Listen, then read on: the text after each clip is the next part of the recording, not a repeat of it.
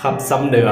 นโยบายของเราขับห้องโดยท่านเวียงพรและนางบัวพาประพันธ์โดยอาจารย์บุญตา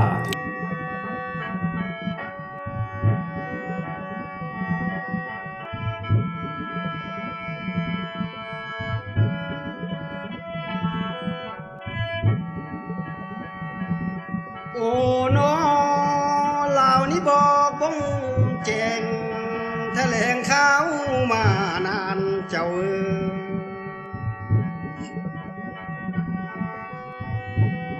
ได้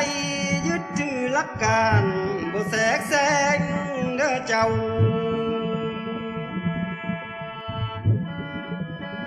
สิทธิ์นามีเทียมเท่าเสมอกันเด้อท่านเจ้า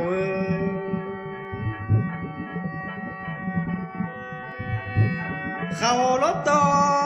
เพื่อนบ้านบ่โตต้านแสงเสียงเทนา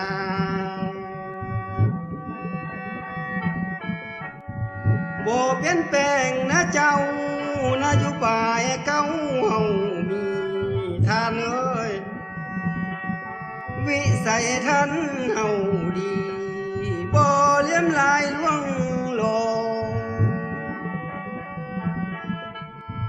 บ่หักหลัง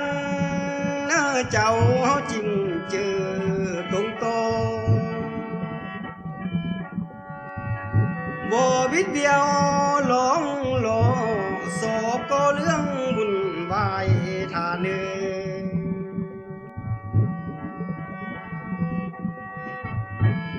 โอ้นอบ่เคยปองเสหายจะหมายเบียดเบียนเพื่อเทนาจินเจอการภายหนึ่งบ่สนเจอเกี่ยวของบ่ได้มองเพื่อนบ้านมาเป็นมารคิดถอยนาเอามาซอยเน้อเจ้าสร้างโลกเฮานี่เฮืองท่าเนื้อ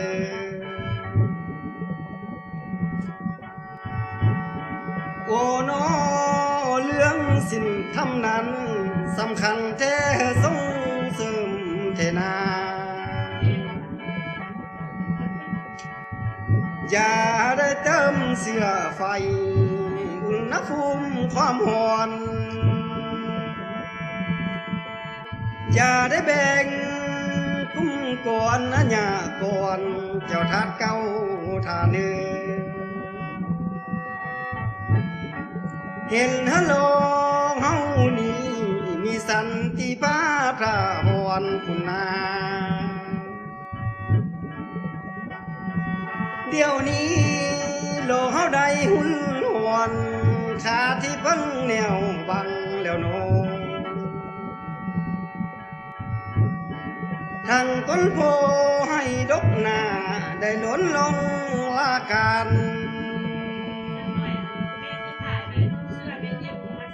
ทั้งต้นตาลลำลัวโพ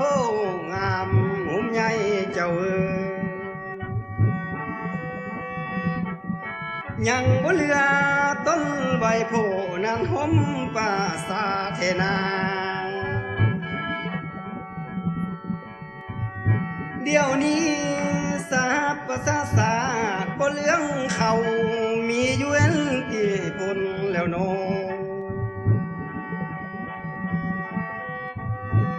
ปล่อยให้ไปนนสลามหลวงไหลสาบสิวกินกุ้งมันตั้งเต็มที่แล้วแนวแห้งสิวบวกกำกึ่งเจ้าสิวบ่มีแน่มองที่สุนสิตายย้อนสลามเท่ายังมานเทนา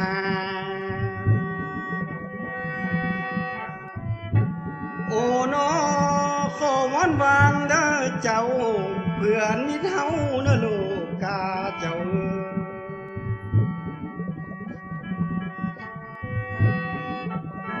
ข ขอพาวันนามาอธิษฐานขอบอนเนื้อเจ้า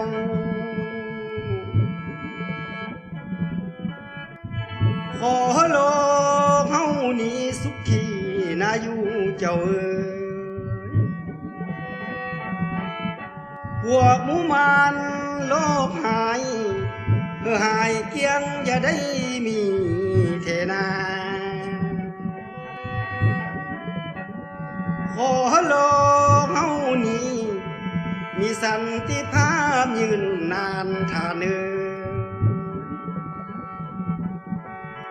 ขอโลกเฮามีธรรมพิบาลศีลธรรมเด้อเจ้าบ่เบิ่มาเบาเอาเปรียบเฮาดูหมิ่นเทนาแผ่นดินลาวปกป้องเฮอพี่น้องเหล่าเฮานี่อยู่ดีท่าเนือ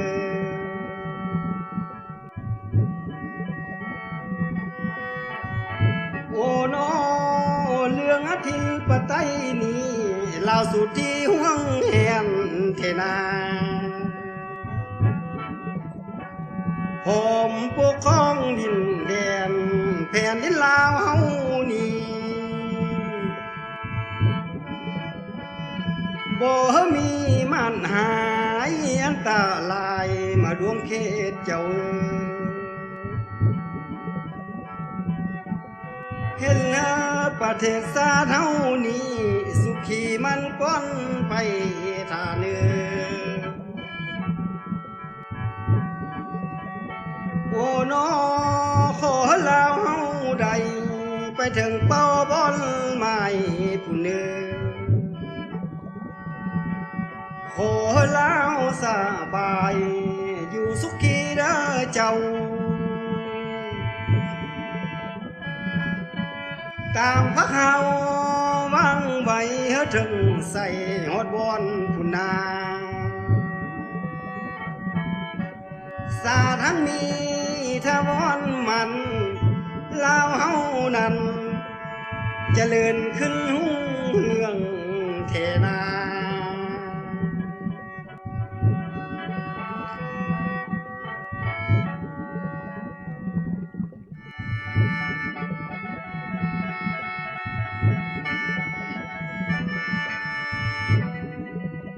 โอ้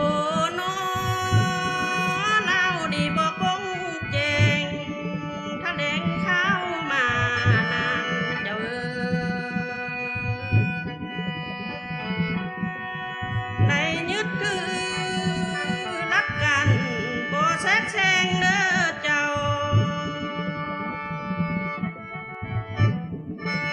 สิทธิ์เฮามีเทียมเท่าเสมอกัน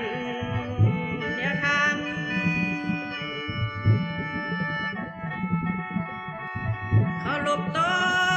เพื่อนบ้านบ่โตดันแทรกแซงเทนา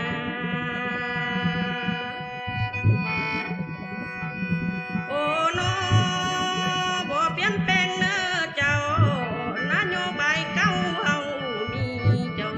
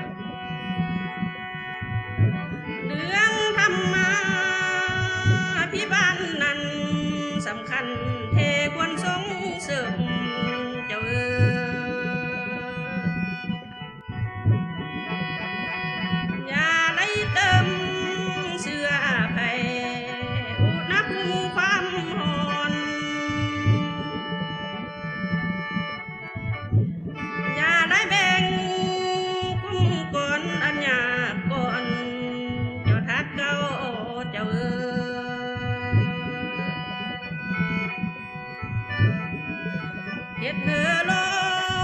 เขานี่สุขีมันถาวรเทนา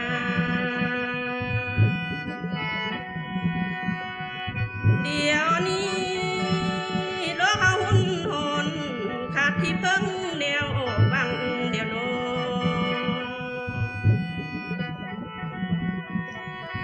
ทางต้นโพให้ดกหนาแต่ล้นดงลาการทางต้นตันนำดัวโพงามผมใหญ่เจ้า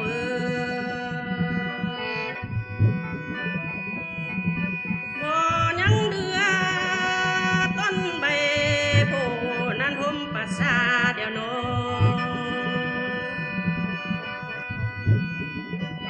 เดี๋ยวนี้สหประชาชาติบ่เหลือเขามีอยู่อิทธิพลนี่เด้วปล่อยให้ป่าอีนุนสลามดวงได้ซับซิวกินกุ้งมันตั้งเต็มที่เดียวในแห่งซิวกำเกิงเจ้า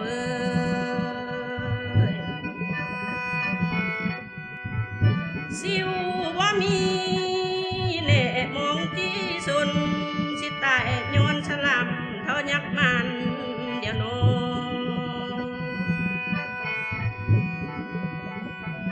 โอ้โนขอบอนมานาดีเจ้าเพื่อนมิตรเท่าเนอโลกาเจ้า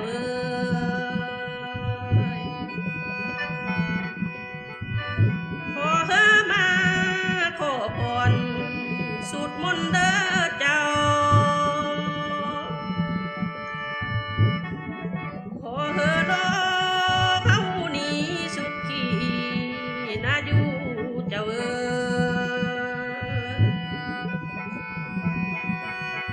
พวกงูมันโดให้เฮอให้เกียงยามีเทเด้อโอ้โนขอเฮอรอเขานี้มีสันติภาพยืนนานเจ้า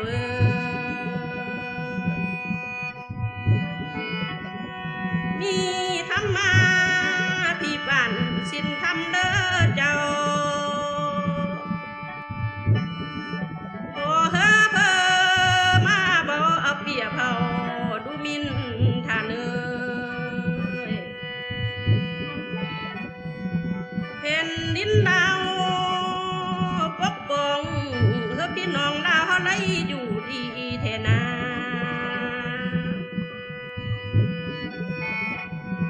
โอ้โนเรื่องอธิปไตยนี่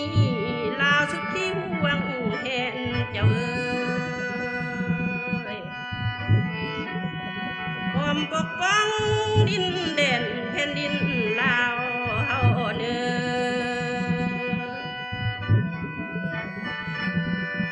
บ่เฮอเพอมาหายอันตรายมาดวงเขตเฮ็ดเธอไป